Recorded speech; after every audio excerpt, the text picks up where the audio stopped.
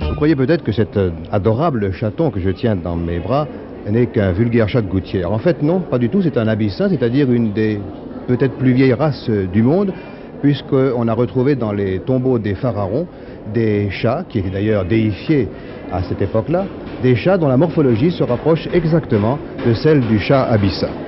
Aujourd'hui donc, nous allons vous parler de chats. Pierre Rousselet-Blanc et Marlise Offenbach vont vous dire la place que tient le chat dans notre société moderne, vont vous parler des origines du chat et vont également faire allusion à la sélection par laquelle l'homme réussit à créer de nouvelles races de chats. Mais auparavant, je voudrais vous dire encore une ou deux choses. D'abord que le concours de dessin continue.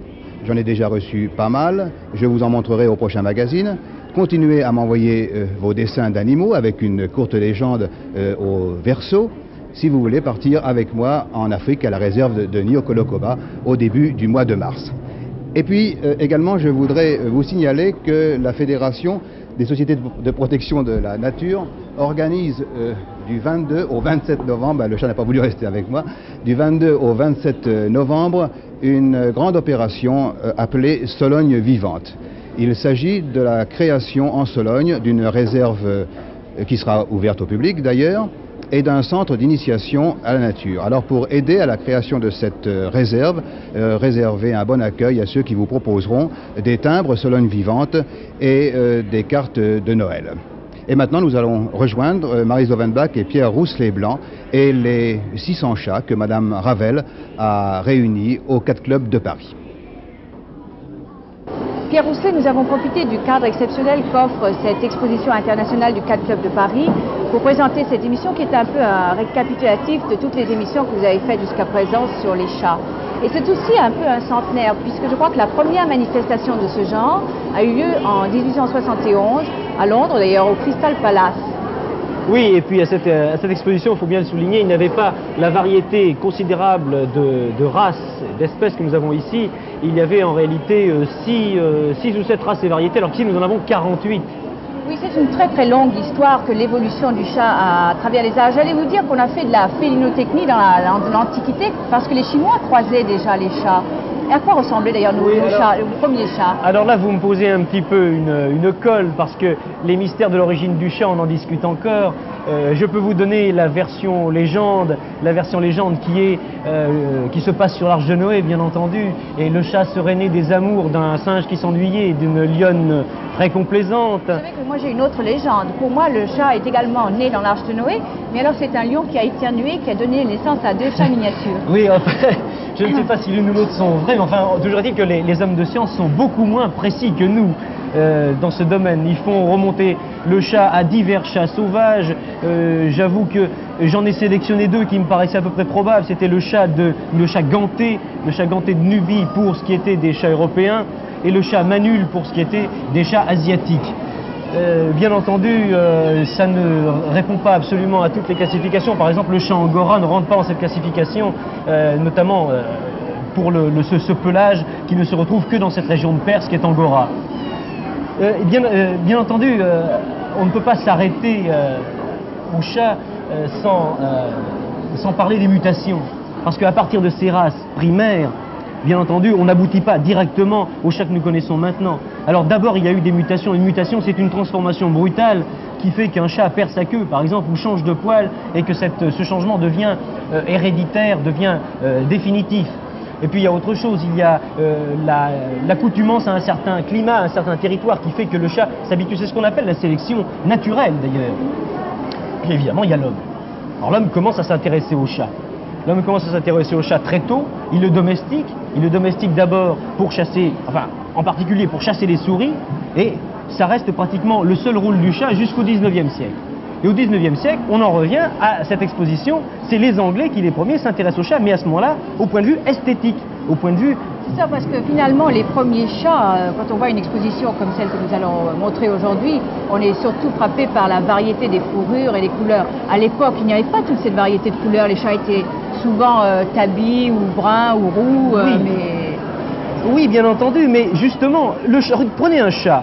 La nuit, tous les chats sont gris, dit le dicton, et c'est vrai, tous les chats se ressemblent plus ou moins. Ils ont la même morphologie en général. Alors, les éleveurs se sont heurtés quand même à un problème. Chez les chiens, par exemple, vous en avez des grands, vous en avez des petits, des longs, des courts. Il y en a qui ont le museau écrasé, il y en a qui ont le museau long. On peut faire des tas de croisements. Chez le chat, il ne restait pas grand-chose d'autre que la fourrure, que la couleur. Et c'est là-dessus que la phénolotechnie s'est attachée à essayer de donner des colorations nouvelles en partant des chats élémentaires. Vous allez peut-être nous montrer ça sur le siamois que tout le monde connaît. Je vais remettre ce chaton avec sa famille, vous voulez peut-être le replacer. Voilà. Voilà, alors ici, nous avons le siamois, Oui. non pas le siamois d'origine, il s'en rapproche beaucoup. Le siamois d'origine, on ne sait pas très bien ce qu'il était dans le fond. Je crois que c'était un chat qui était plutôt un chat de musée, un chat d'exposition, puisque d'ailleurs, on l'a laissé longtemps dans des cages pour... Oui, en France, il était au Jardin des Plantes et à l'origine, on le regardait comme une bête curieuse, mais on s'y intéressait pas du tout. Et je crois qu'il a fallu attendre que la belle-fille de Sadi Carnot s'y intéresse personnellement pour considérer que c'était un chat merveilleux et qui est aujourd'hui un des plus beaux, enfin. C'est ça, parce qu'il y a eu la mode. Il y a eu la mode. La mode s'est brutalement emparée du siamois et on a fait ce qu'il est maintenant. Alors là, on a fait d'abord, et jusqu'en 1958, 3 types. Un type qui est le Seal Point, que vous voyez ici, avec toute cette charmante famille. Et puis, elle a fait également le Chocolate Point, qui est une variation un petit peu de celui-là, mais au lieu d'être... Vous parlez Seal Point, Chocolate Point, en fait, ce sont des colorations, c'est la couleur du masque et de la fourrure. C'est ça, le terme de point, le terme de point a trait à cette coloration de la queue, de la tête et du masque. Alors ceci, c'est jusqu'en 58, et en 58, on a eu d'autres siamois, que l'on voit dans cette exposition, il y en a beaucoup, c'est très rare. Nous avons des lilas, nous avons des reds, nous avons des tabby point et des écailles point.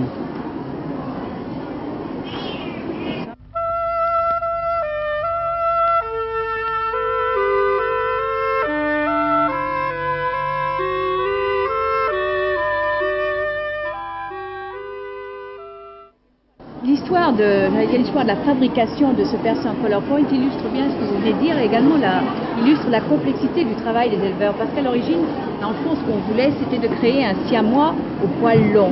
Et puis on a fait le contraire, on a créé un persan avec les poils du siamois. Oui, exactement. Il y a un petit peu de cuisine là-dedans. C'est vraiment, quelquefois, on aboutit au résultat opposé et puis on dit qu'on a fait une formidable découverte. Et là, c'en est une, effectivement, comme vous le dites, on voulait créer un siamois.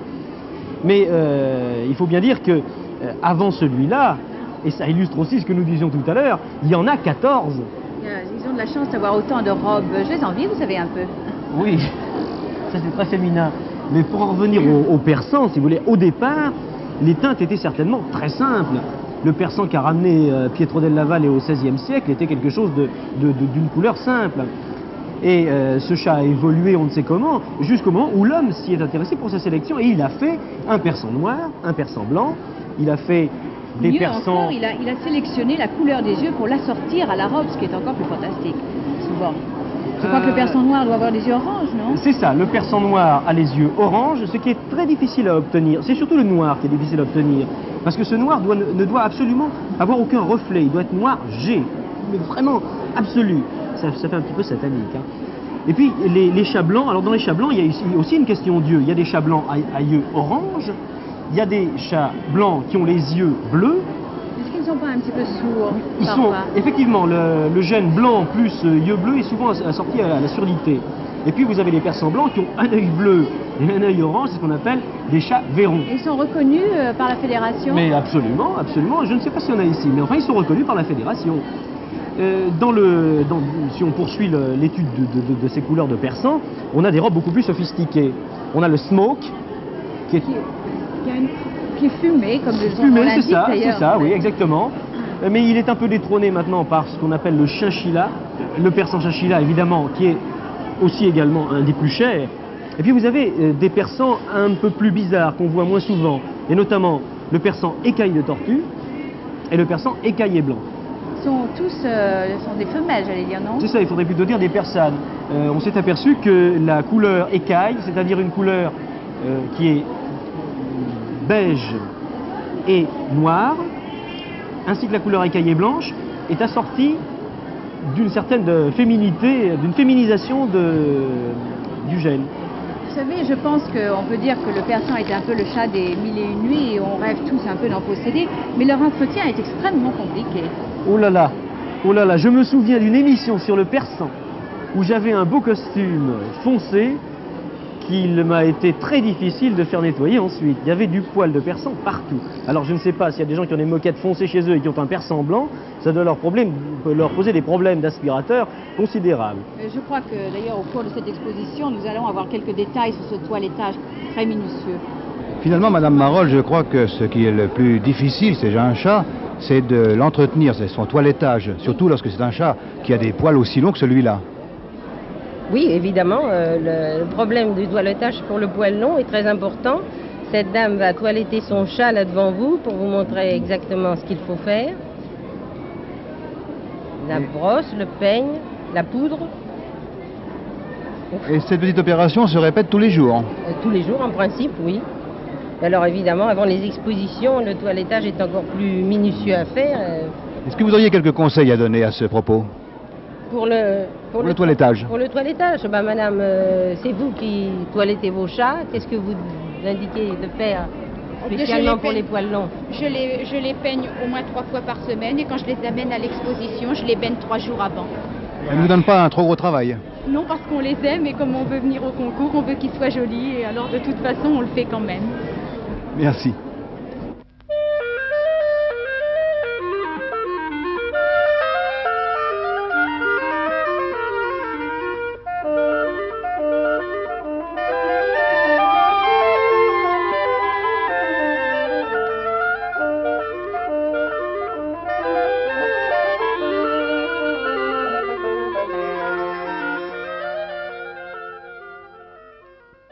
Eh bien Marlise, puisque vous avez l'air si ferré au point de vue chat, je vais vous poser une colle. Qu'est-ce que c'est que ce chat? Je ne suis pas collée parce que ce n'est pas un siamois et ce n'est pas non plus un persan. Et c'est un chat sacré de Birmanie. Vous savez, je reconnais à la patte quand même. Ah, voilà. Voilà ce chat sacré de Birmanie qui effectivement ressemble fort à un persan color point ou à un siamois à poil long comme vous voulez, mais la seule différence c'est justement cette coloration blanche des pattes. Et vous savez qu'il y a une légende là-dessus? Il y a une très jolie légende, je vais essayer de vous la raconter, mais en fait, ça remonte à très très loin. Il y avait un vieux bonze, c'était bien avant la naissance du Bouddha, et ça se passait quelque part en Birmanie. Il y avait un vieux bonze qui avait un chat tout blanc à cette époque. Et quand il a senti qu'il approchait de la mort, cet homme qui était un très saint homme s'est couché auprès de la déesse qui était représentée par une idole d'or avec des yeux très bleus et qui était la déesse de la réincarnation. Quand il est mort, son âme, selon la légende, est passée dans le corps du chat blanc. Le chat d'ailleurs a immédiatement sauté sur la tête du saint homme et sa fourrure est devenue or comme le corps doré de la déesse. Ses yeux sont devenus bleus comme les yeux de saphir de cette idole. Et seul le bout des pattes est resté blanc parce qu'elle reposait sur la tête de cet homme qui était pur. Vous voyez que les légendes quand même expliquent beaucoup mieux que tout ce qu'on peut nous raconter au point de vue hérédité. Moi je voudrais ajouter une chose en tout cas sur le birman. Je peux vous dire une chose, c'est que les birmanes sont les amoureuses les plus épouvantables, les plus frénétiques qu'on puisse rencontrer chez les chattes. Et ça rend quelquefois les castrations obligatoires. Et si vous voulez, Pierre, là jusqu'à présent nous avons un peu parlé problème d'élevage, un peu vous avez dit cuisine tout à l'heure, oui. Je reprendrai ces termes, oui. Mais il faut quand même profiter du cadre de cette exposition pour se promener un peu parmi les différentes cages et visiter des chats que nous n'aurions jamais eu l'occasion de voir autrement. Oui, bien sûr, je crois qu'ici nous avons des chats assez exceptionnels qui sont les chestnuts ou havanes, qui sont des chats qui sont directement issus du siamois, par différents mélanges assez compliqués. Ce sont des chats qui sont bruns, qui ont les yeux très vert, Oui, le bon, plus vert. vert possible, bien entendu. C'est toujours dans le souci de l'esthétique que tout ça se fait. Oui, bien sûr. Puis alors, vous avez à côté un autre chat qui peut aisément se confondre, qui est le Burmese, qui lui On serait confond d'ailleurs parfois avec birman, alors qu'ils n'ont absolument rien de comparable. absolument pas. Et pourtant, alors je me demande comment ils ont fait. Ça a été fait à Harvard. Ils ont croisé des Siamois et des Burmese et ils ont obtenu ce chat qui a une coloration soit brune, soit qu'on appelle zibeline, soit bleue, avec, contrairement au Havane que nous venons de voir, qui a lui les yeux topaz. Et je ne vois pas du tout le rapport entre le birman et le siamois Seal Point en croisement. Comment on peut obtenir un chat de cette Ce que je couleur? peux vous dire, en tous les cas, c'est que le siamois n'a pas laissé son nom, alors que le birman, il s'appelait Wong Mao. Vous voyez, j'en sais des choses. Bah, écoutez, c'est dommage que j'ai pas le professeur Letard à côté parce qu'il pourrait nous parler de ce chat qui est le Rex. Parce que c'est lui qui a été, c'est le professeur Letard qui a été à l'origine de cet animal. En réalité, je dis Rex, mais il s'agit plutôt d'un type de fourrure. Oui, j'allais dire, moi, en regardant ce chat, que là aussi, je le regarde avec un peu d'envie, parce qu'il porte sur le dos l'astracan que je n'ai jamais eu. Oui, d'ailleurs, on l'appelle aussi chat astracan. Vous voyez, cette fourrure est très ondulée, il n'y a pas de poil de jarre, c'est une fourrure très particulière. Mais il faut dire une chose, c'est que cette fourrure est parfaitement transmissible à toute race de chat par croisement. Donc on peut avoir des persans, Rex, ou n'importe quoi Rex. Pourquoi pas? Il faudrait s'y intéresser. Je pense que ça ne va pas tarder. Au train où on va, maintenant on fait un peu n'importe quoi. J'allais dire, on fait beaucoup de choses avec les chats. Mais déjà ici, nous avons deux Rex de couleurs différentes d'ailleurs. Nous avons un Rex gris et un Rex plus brun et légèrement rayé. Mais nous avons parlé des chats rares. Il y a tout de même, enfin je pense que ceux qui nous écoutent doivent être en train de se demander ce qu'on fait de leur chat de gouttière, de leur matou. Il n'a pas la place ici ou est-ce Mais qu'il ils a... sont là. Ah. Ils sont là. C'est ce qu'on appelle les chats européens. On les a- D'ailleurs, je dois dire, la supériorité des chats sur les chiens, c'est que les chiens bâtards n'ont aucun droit de figurer dans des expositions, alors que les chats de gouttière, eux, ont des standards. Je vous dirais bien qu'il existe un club du corneau chez le chien. Enfin, ça c'est très très confidentiel. Mais effectivement, il y a un standard de l'européen. Comment, et dans une exposition comme celle-ci, classe-t-on les chats? Vous n'êtes pas perdu, vous faites semblant là. Parce que vous savez très bien qu'il y a deux catégories de chats. Les chats à poil court et les chats à poil long. On dirait que c'est assez simpliste, mais on n'a pas su comment faire autrement. Il y a également une question de morphologie qui joue, je crois. Il y a une morphologie, mais qui va se retrouver surtout dans le fait qu'ils sont soit exotiques, soit européens. Et alors, quelle est la différence? L'exotique, c'est le siamois avec la tête triangulaire. C'est ça. Une question de tête uniquement. Et l'européen, c'est un chat qui a la tête assez ronde. C'est un médioline, si vous voulez employer des mots techniques. Et le persan, il est un petit peu à part dans tout Le ça. persan est un petit peu à part parce qu'il a la tête très très ronde et puis il a le museau légèrement enfoncé, sans prognatisme bien entendu. Mais ceci étant dit, c'est la classification la plus simple qu'on puisse trouver parce que, je vous dis, étant donné que tous les chats morphologiquement sont à peu près identiques, on ne peut les différencier que par des questions de détail, des questions de pelage ou à la rigueur de forme de la tête. Moi, les juges doivent avoir un travail horriblement difficile. Oui, d'ailleurs, ça c'est pas du tout mon domaine et je crois qu'il serait préférable d'aller demander à Madame Ravel ou à, je ne sais pas, à quelques juges qui nous expliquent un petit peu comment on fait. Monsieur Jean Manès, vous êtes hollandais et vous jugez habituellement en Suisse. Alors ma première question sera celle-ci. Est-ce qu'on fait juger des expositions nationales toujours par des juges étrangers? Non, on ne fait pas toujours, mais en Suisse, comme aussi dans les autres pays, dans les expositions internationales, on demande justement d'avoir les juges des autres pays pour avoir un meilleur jugement sur les chats. C'est ça, c'est un souci d'objectivité. Oui, justement. Alors comment jugez-vous? Sur quels critères vous basez-vous pour décider qu'un chat est beau ou qu'il ne l'est pas? Chaque race, chaque variété a un standard à lui. Et ce standard, ça fait 100 points. Pour les crèmes, disons, c'est le poil qui représente 50 points, la tête 20 points, il y a les oreilles, les yeux, la structure du corps. Ça fait en tout, ça fait 100 points, n'est-ce pas? Alors ce chat que vous avez entre les mains, combien de points lui donneriez-vous? Celui-ci, ça c'est un, oui, on peut presque dire, c'est un chat parfait. D'après le jugement que je peux en faire, il a 96 points.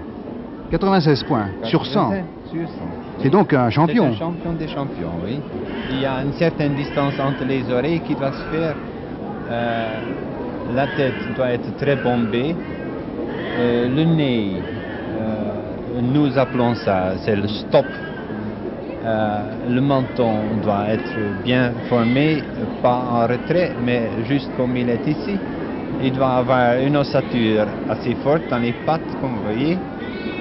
Une queue assez courte, qu'on peut mesurer dans une certaine mesure, à peu près comme ceci, qu'on le met sur le dos pour avoir à peu près la moitié du corps. La structure du corps doit être trapue.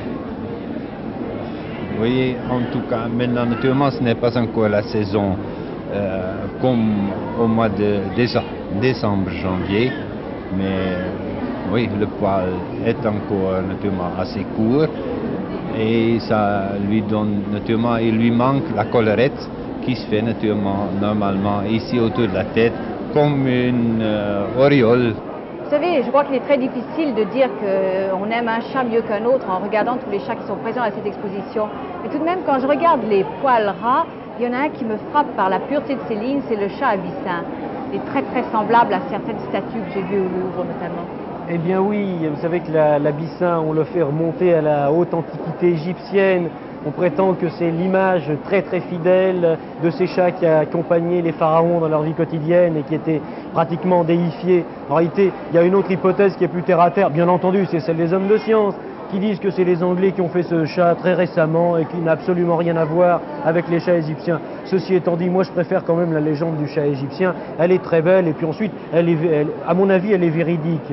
Parce qu'il a existé des chats d'Abyssinie, il a existé un type qui a évolué, mais qui a évolué toujours dans ce type de morphologie qu'est l'abyssin.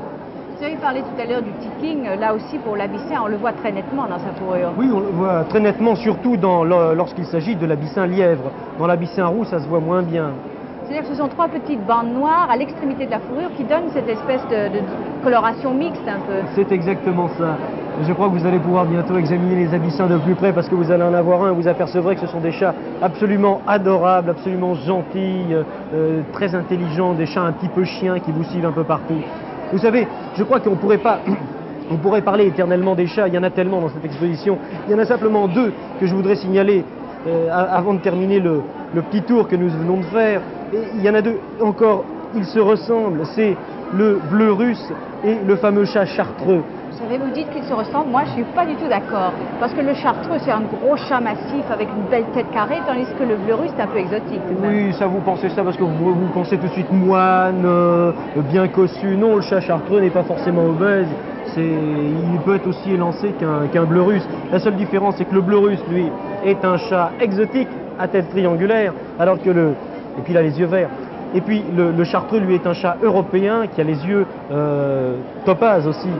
Ce qu'il faut signaler sur le chartreux, c'est que c'est un chat qui a une triste réputation parce qu'il a une fourrure qui est tellement jolie et tellement dense qu'il y a des tas de gens mal intentionnés qui en ont fait l'élevage pour faire, madame, de beaux manteaux de fourrure. C'est affreux ce que vous dites. Je voulais vous demander si vous étiez également d'accord avec la légende qui veut que le chartreux ait été amené par des moines chartreux, justement, d'Afrique du Sud pour chasser les surmulots qui grouillaient dans leur cave. Bah oui, pourquoi laisser tout aux Anglais? Là aussi, les Anglais veulent le chartreux, ils l'appellent le British Blue maintenant. Eh bien non, c'est les moines de Saint-Bruno qui ont ramené ce chat et je n'en démordrai pas. On ne peut pas quitter cette exposition sans parler des étranges rapports qui ont toujours lié l'homme et le chat. C'est curieux parce que dans l'Antiquité, il a été souvent déifié. Puis soudain, au Moyen-Âge, il a été voué aux démons. Ces rapports sont mystérieux, c'est un peu du mystère du chat, là. Mais vous savez, on retrouve ça actuellement. Actuellement, vous avez actuellement, vous avez des gens qui vont vous dire... moi, je hais les chats, qui ne supportent pas le contact physique d'un chat, ni de penser à un chat, exactement comme on peut avoir une aversion vis-à-vis des serpents. Puis vous avez même un roi qui tombait en syncope. C'était Henri III. Et vous avez aussi des gens qui vous disent vous avez un chat chez vous, je ne comprends pas comment vous pouvez avoir un animal aussi hypocrite, paresseux, malsain. Alors ceux-là, évidemment, je pense qu'ils ne connaissent pas très bien le chat, ils n'ont pas fait l'effort de connaître cet animal. Et parce que lorsqu'on passe alors dans l'autre camp, celui des Amis des chats. Alors là, on se... Également un exemple historique, par exemple Richelieu, qui en avait 14 personnes qu'il élevait au blanc de poulet et qui ont fini en civet. En civet, c'est Oui. horrible.